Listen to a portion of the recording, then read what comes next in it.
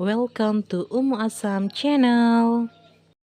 Jangan lupa untuk like, comment, dan subscribe.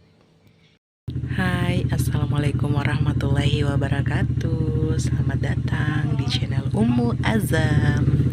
Oke, teman-teman, kali ini aku mau sharing atau cerita pengalaman alasan kenapa aku memilih kuliah di UT. Oke, jadi alasan yang pertama itu karena waktu, efek waktu, dan juga karena biaya. Oke, jadi kalau untuk waktu, aku kan profesinya sebagai ibu rumah tangga, jadi fokus utama aku itu urus anak dan suami. Oke, jadi kalau untuk UT dia kan kuliahnya fleksibel dan juga tidak terbatas kamu ada di mana gitu. Yang penting ada jaringan internet yang bagus, maka kamu bisa gitu. Sedangkan yang kedua itu karena dana. Oke, jadi untuk sekelas perguruan tinggi negeri yang berbadan hukum, UT itu punya range harga yang sangat-sangat terjangkau. Oke, sangat terjangkau untuk kalangan menengah ke bawah gitu. Dan pilihan jurusannya itu banyak sekali, banyak pilihan. Jadi aku memutuskan untuk ambil UT itu karena dua faktor itu. Oke, jadi pengalaman aku waktu itu, keponakan aku mendaftar di UT. Terus suami tuh nanya gini, kok kamu nggak mau daftar juga gitu. Ya, aku tanya emang boleh gitu, emang boleh gitu, karena kan biayanya gitu gimana. Kalau untuk waktu kan kita sudah tahu dia fleksibel, cuman kan dana gitu, apalagi waktu kemarin kan sempat covid gitu, jadi ya mengertilah.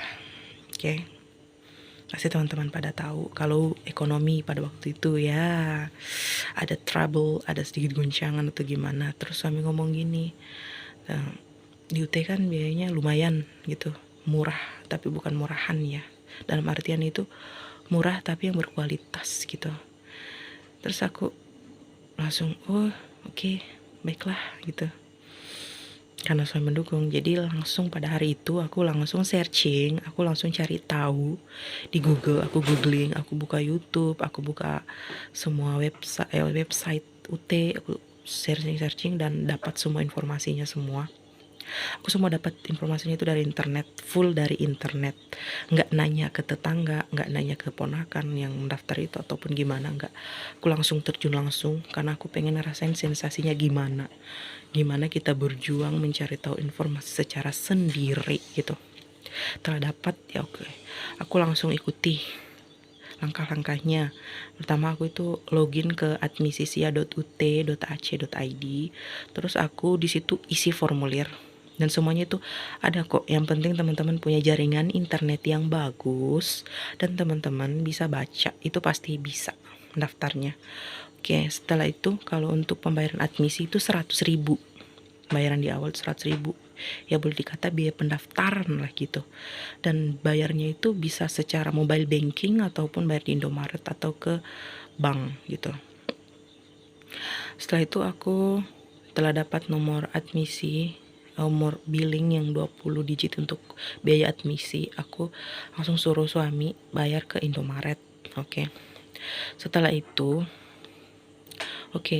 kita flashback. Jadi kalau kita ke admisisia.ut.ac, kita klik yang pendaftaran mahasiswa baru.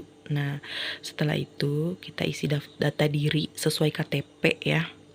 Data diri sesuai KTP segala macam. Terus kita dapat nomor billing yang 20 digit. Setelah itu kita melakukan pembayaran. Setelah melakukan pembayaran, kita langsung login kembali ke admisisia.ut.ac.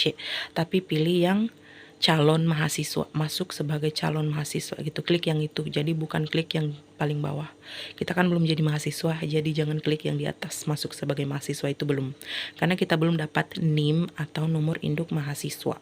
Setelah itu kita klik masuk sebagai calon mahasiswa, dan di sana kita diarahkan untuk mengisi data diri sesuai KTP ya.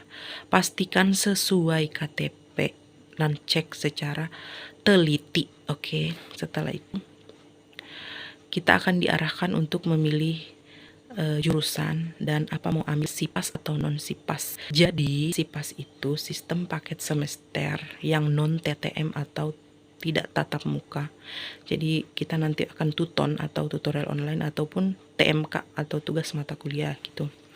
Tapi kalau yang non SIPAS itu yang non sistem paket semester.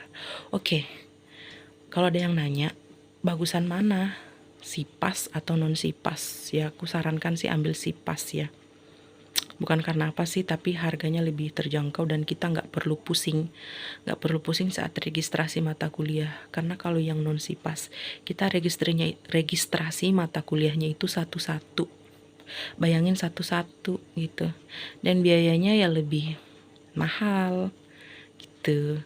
Oke, tapi ya kalau yang punya duit lebih atau punya daya tampung belajar yang lumayan, ambil sajalah non SIPAS gitu ya. Tapi kalau aku yang ya tahu sendiri kan, aku SMA 8 tahun yang lalu teman-teman, 8 tahun yang lalu ini otak dipakai, bayangin itu. Jadi sekarang disinkronisasi kembali setelah 8 tahun buat belajar, apalagi jurusan yang aku ambil itu ya lumayan belajar kimia. Jadi kalau yang punya otak yang standar, aku saranin yang ambil SIPAS aja gitu. Cuman ya non SIPAS itu bagusnya juga sebenarnya, nantilah kita bahas di video selanjutnya. Aku lagi sharing tentang pengalaman mendaftar. Oke. Jadi setelah itu aku pun ambil jurusan di Fakultas Sains dan Teknologi. Sebenarnya di UT itu banyak jurusan, cuman aku tertariknya di situ di teknologi pangan. Alasannya karena kebetulan aku suka makan, aku suka bereksperimen, aku suka hal-hal baru, suka tantangan baru. Jadi kalau mau ambil di jurusan-jurusan lain, aku lebih tertariknya di situ. Itu setelah membayar admisi, lalu isi data diri lagi, terus aku ikuti semua step by step. Selanjutnya itu tunggu validasi. Ditunggu validasi itu yang bikin deg-degan karena menunggu nih aku lolos nggak nih gitu.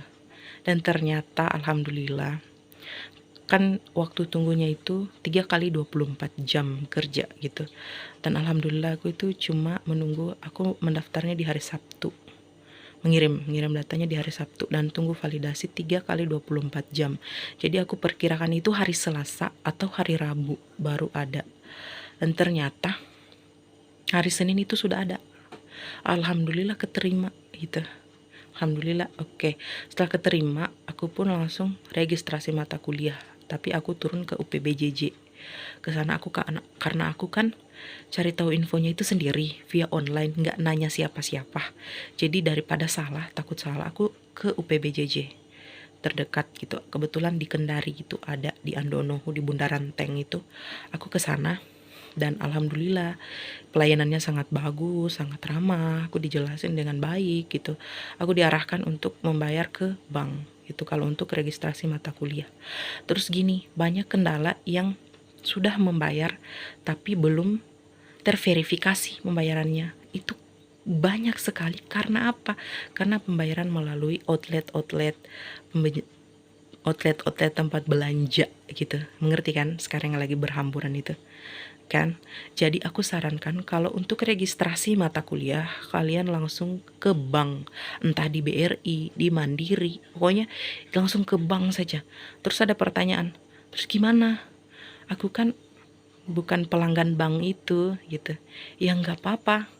Aku saja sebenarnya, aku kan pakai BRI, sebut merek saja ya. Tapi karena ada bank yang terdekat dari UPBJJ itu Bank Mandiri, aku langsung ke sana. Isi saja formulir, lapor aja tuh di satpam di depan, bilang mau bayar SPP kuliah di UT gitu. Kalian akan langsung diarahkan, isi formulir itu, isi sesuai dengan petunjuk yang ada. Kalau kalian tidak tahu, bingung, minta ada nggak contoh contoh cara isinya gimana gitu. Pasti ada itu disediakan, sama kayak aku pertama kali ke Bank Mandiri itu. Ramah banget sih satpamnya, ngarahin gitu. Padahal aku bukan pengguna Bank Mandiri, cuman bisa kok. Paling biaya administrasinya itu 2.000 mungkin atau berapa gitu, tapi murah banget sih. Oke, setelah itu kita tunggu email verifikasi udah berhasil nggak atau belum. Tapi aku itu masih berdiri nunggu kembalian uang dari teller. Itu udah masuk email verifikasi kalau pemberian kita udah berhasil gitu. Jadi ya kalau aku sarankan, kalau mau bayar registrasi mata kuliah langsung ke bank aja gitu.